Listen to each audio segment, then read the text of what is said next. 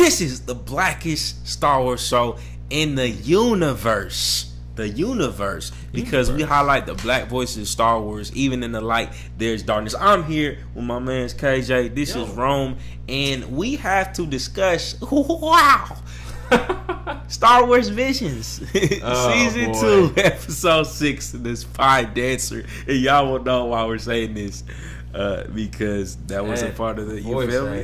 Voice acting was on point for this. So, a typical form of fashion, we like to talk about the lows and the highs when we do reactions. So, I'm going to throw the alley to my man's KJ. What is a low of this episode?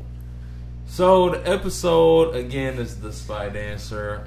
It is from Studio La Cachette. It's from France. Again, we're talking about these elements from cultural diversity. So they're bringing in different, nationalities and different other, countries into Star Wars. Again, we had Irish media, British media, and then, now we're getting the French media. So this one is from Julian Shake. Feels The Spy Dancer with spectacular showmanship, thick cartoonist lines. Feel like reading a French bande dessinée. I didn't take French in high school, so help me out. I took Spanish. Facts. But I'm open to taking French, though. Shout out to the French. Shout out to the French. French fries, French kissing. Fries, French Montana. French Montana, you feel me? Frenchie. Frenchie, you feel me? French vanilla. French vanilla. You know what I'm saying? But yeah, it's a comic book brought to life, accompanied by an epic grand score. Pretty much just a thrilling action story layered with love and tragedy, starring underdog heroes and undercover operations, ending with a touch of hope. But The Spy Dancer is far from familiar, enhancing immaculate visual, musical, and emotional beauty. Pretty much, again, they just kind of, I guess, adapting, this comic book into Star Wars in a sense. But anyways, the downside when it comes to this, I guess, that I thought was probably the relationship between her and that girl. I thought it was her daughter, but it wasn't her daughter, so that was kind of... Oh, it wasn't her daughter? No, it wasn't her daughter. She only had a son. So... Did they say it wasn't her daughter? Or, I don't think it was. Or they say daughter. It was just her son? I think. Oh, they definitely said that was her son. We know that was her son, daughter, but did they say it was her only child, though? I don't think that was her. Well, I guess maybe, part of the downfall, right, is that it wasn't clear enough. Yeah, then there we go. Lack of clarity. Then, lack of clarity. That's a great point too. I could be wrong. Maybe it is her daughter, y'all. But it didn't stop the flow of the storyline. Maybe that's just a little bit of a nitpick. Obviously that's nothing to be too I guess complaining about. But overall, it animation wise, it was just a little bit different, which is okay. Again, it wasn't my favorite animation style. It's giving Sailor Moon. Yeah, right? There we go. It said Sailor Moon. I thought of Mickey Mouse for a second. He did say Mickey Mouse. At the beginning, like with the stormtroopers, it said this Mickey. Yeah, it's Mickey Mouse for a second. The mouse definitely had his hand on this episode. Yeah, I thought a little Mickey. Mickey. But sticky Mickey. Again, it doesn't mean that their art capabilities and illustration capabilities is terrible. It's still great.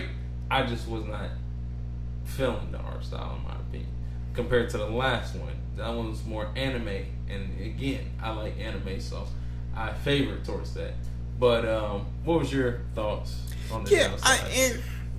I would echo your sentiments. Maybe that lack of clarity, because she was going hard for she's like, let me have a chance, Lord. You feel me? All that's like. It made you think that was her, her kin. So definitely probably that lack of clarity on characters, character development in that regard, like exposition wise, it was just kind of like, okay, who are these people? And even John, right? So John wasn't her husband, because I assume that was her man, right? Yeah, that's. But I'm like, maybe not, because maybe because at the end, Buddy was like, "Oh, that's my father," right? So did she have a fling with the Imperial then, right?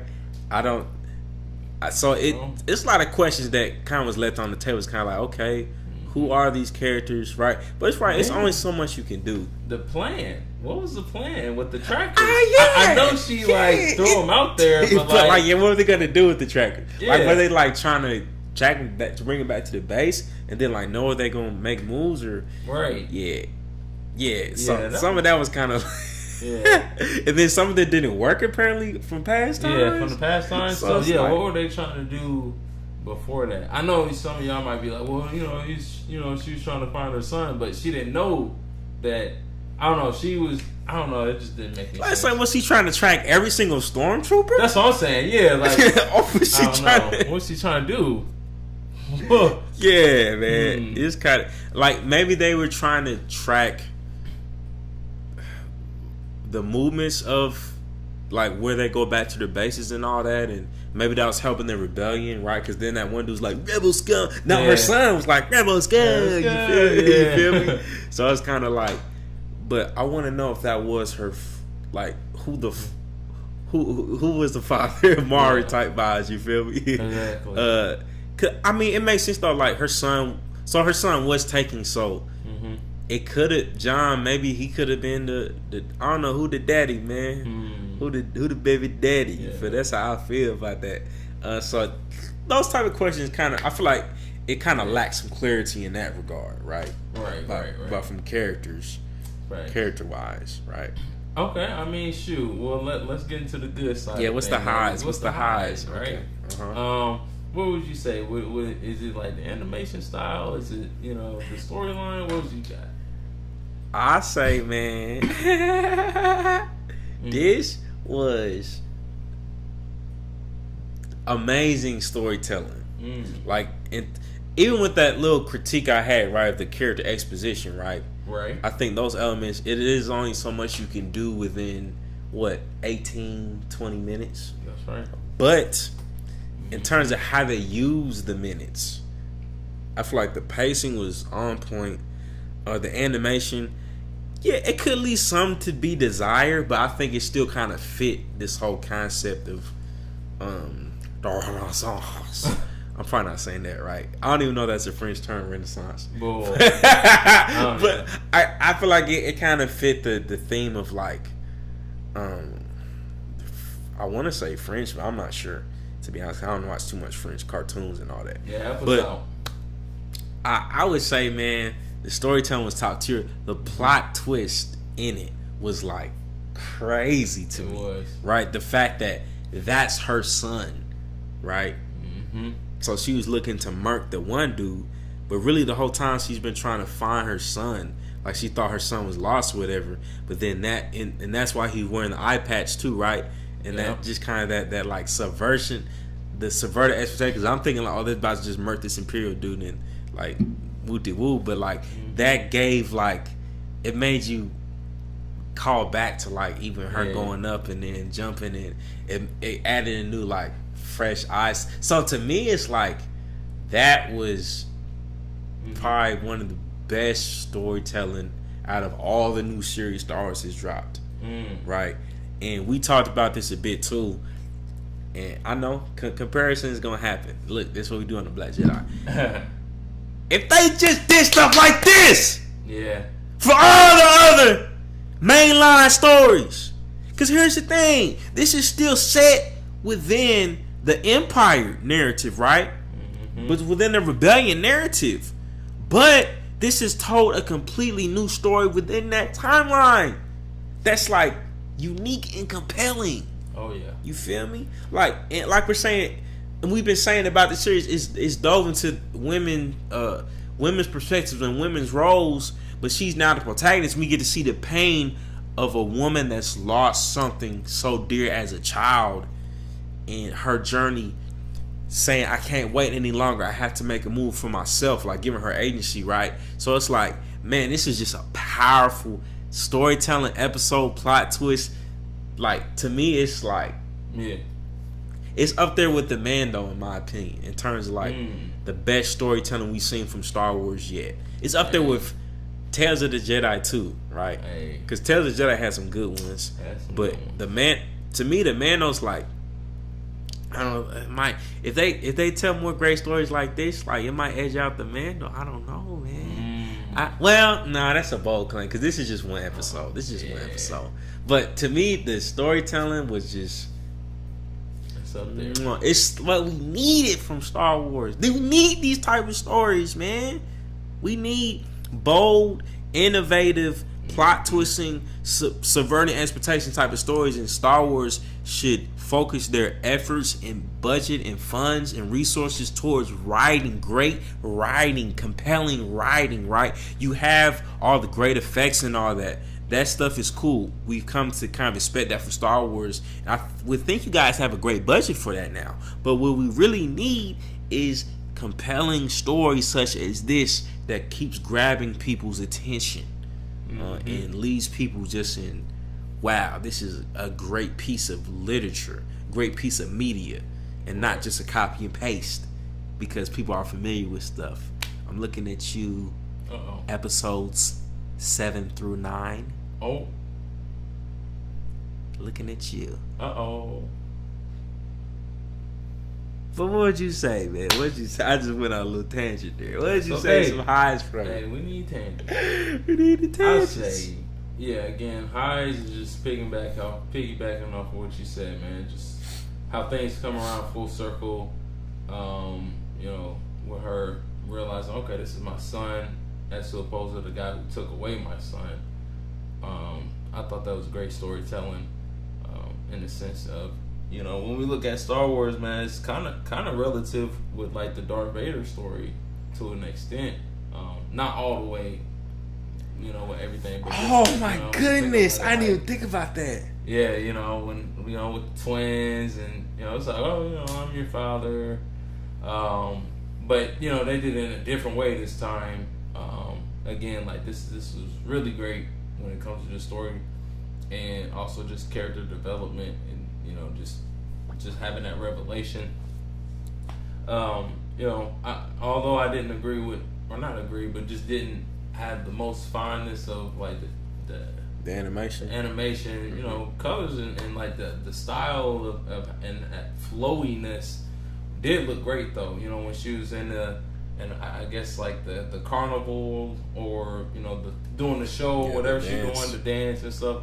Like, man, it was flowing. Like, her whatever she had on, her little fit that she had on, her costume. It's cold. It was pretty cold. You know what I mean? Like, she just flown around, and even in the sequences when she was battling the stormtroopers, like she was maneuvering through there and just like whooping cold, everybody. Boy. Like, she was cold. Again, like she was doing better than Jedi in Order 66. Yeah, he said that Order 66. They made them Jedi to trash, boy. I mean, dude, like she would have survived. Dang near. She would have survived. Yeah. I mean, I was just saying.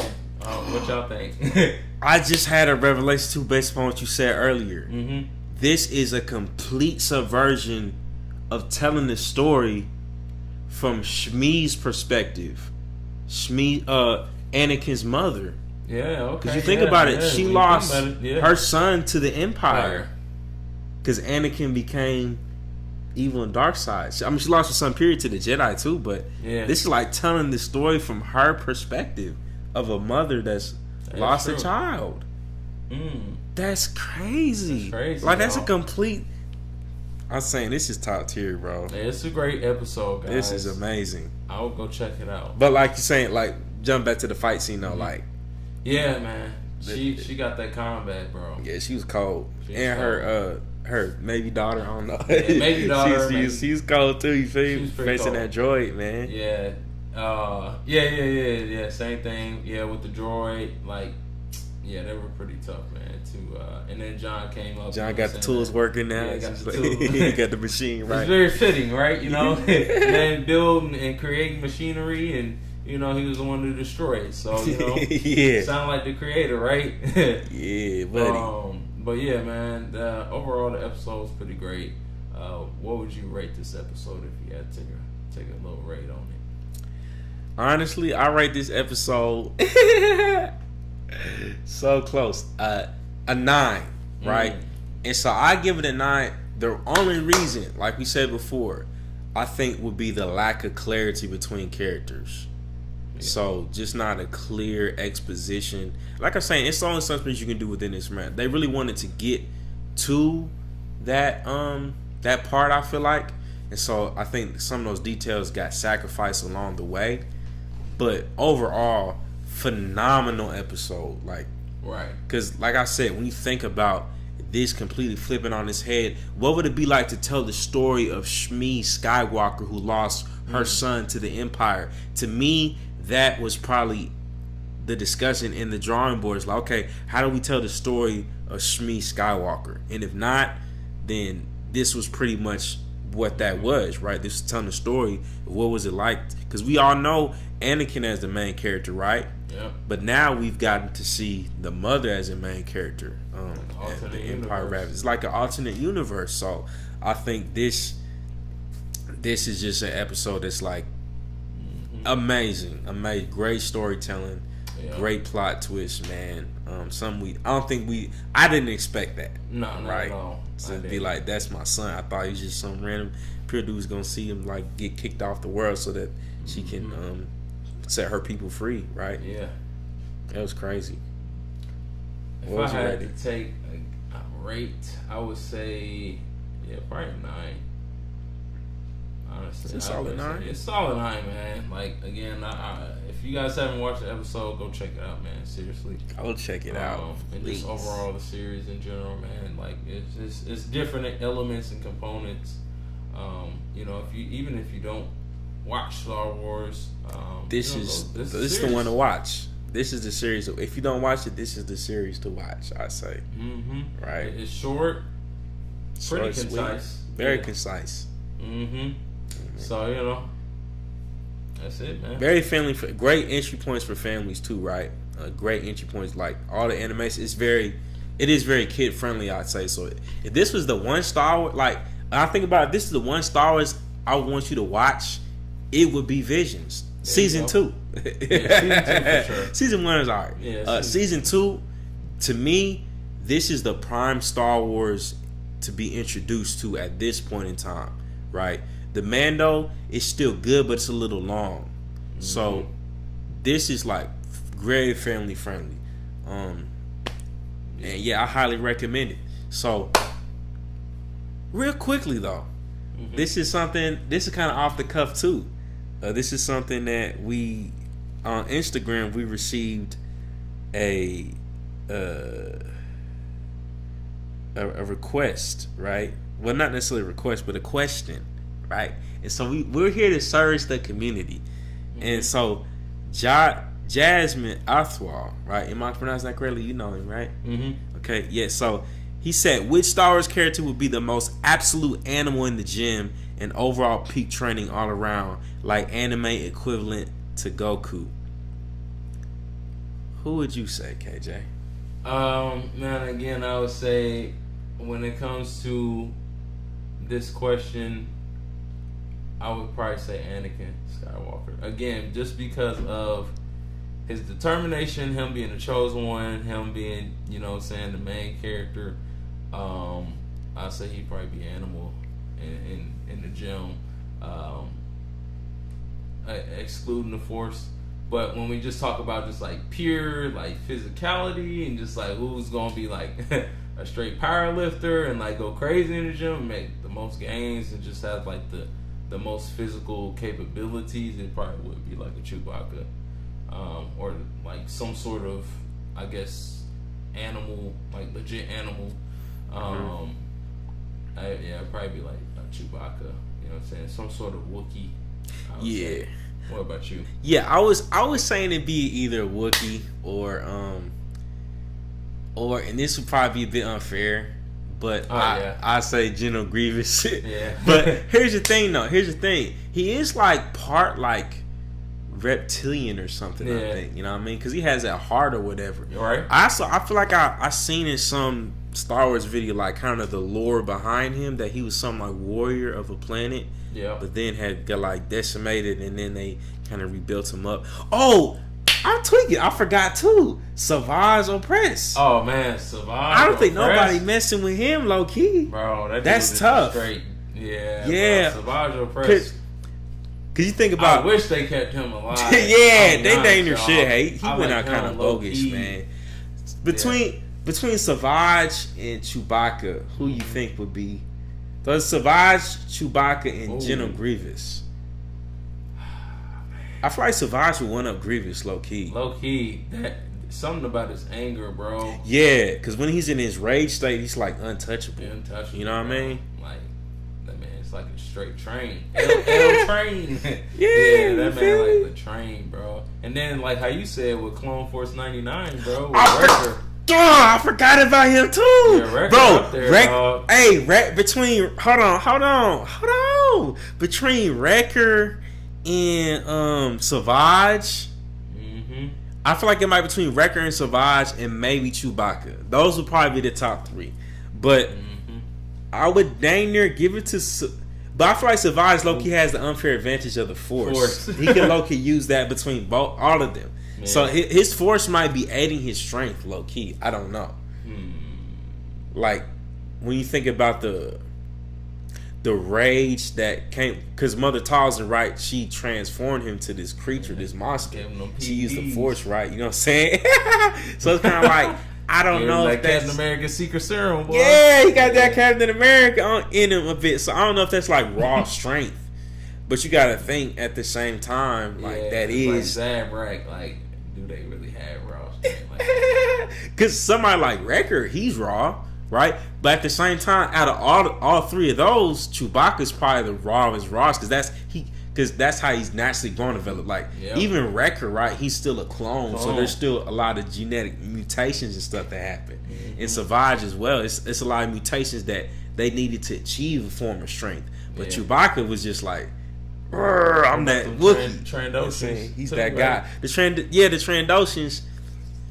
Was you trying to mix them in there?